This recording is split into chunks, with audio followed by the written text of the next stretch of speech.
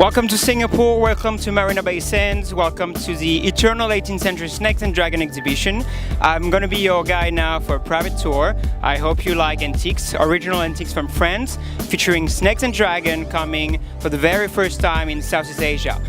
To explain first how is Marina Bay Sands, we consider that these three iconic buildings related by the swimming pool on the top and the Sky Park is probably one of the most iconic places in the world, and especially in Asia. We believe that 38 million visitors came last year, and it's the place chosen here to be in partnership with the Art Science Museum, the place of the exhibition. But first, let me explain you about the place. If you follow down, you will see where the exhibition is starting, just above there. So let's go. We are showcasing here the top of the top quality.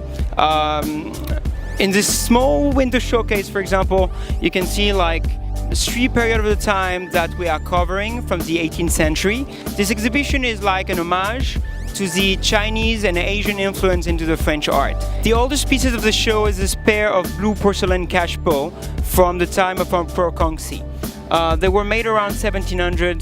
They are featuring dragons. They were originally made in China, and then they had a long trip to France. Then comes an evolution to the time of the King Louis XV with this pair of fire dogs. So this you can clearly see the evolution of Louis XIV, Louis XV, and Louis XVI here in this clock. What is very important for us is the quality, the beauty, and of course the authenticity.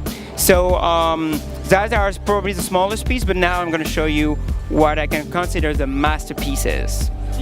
This clock is probably one of the largest ever made, and the masterpiece made by Jean-Pierre Latz, a German-born cabinet maker who was moving to France when he was called by the French king to work for Versailles and to see all the best pieces from the Louis XV time.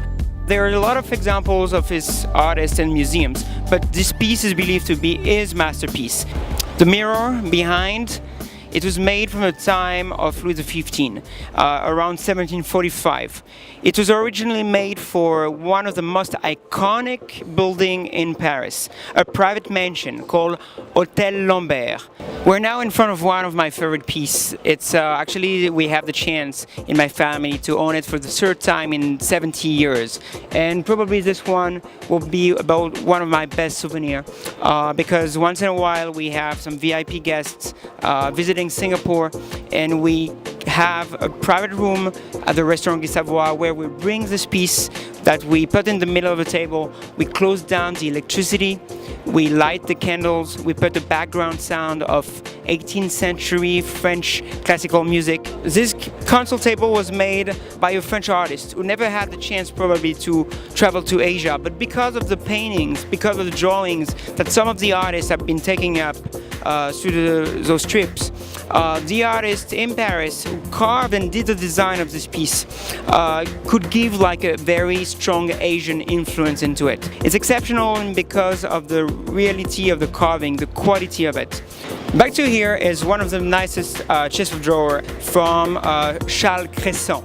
Charles Cresson was among the favorite artists of the time. It was typical of the Régence period, and you can see the one behind was of course held to be in a beautiful castle, staying on a wooden parquet with some wall paintings behind with fabrics, probably 18th century paintings and sculpture, and here is a totally different display. You can see it here held on the water, as if it was in a house in Bali.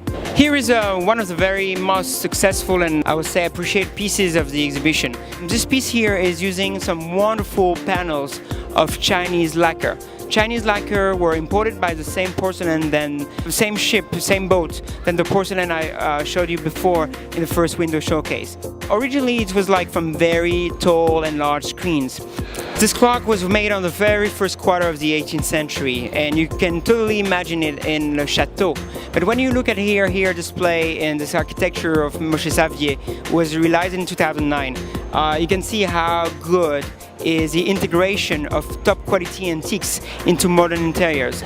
We're now accessing at the last of the 10th stop of the exhibition, and in this window showcase we wanted to pay an homage to the Chinese people. We brought this pair of beautiful fire dogs here representing this loving couple.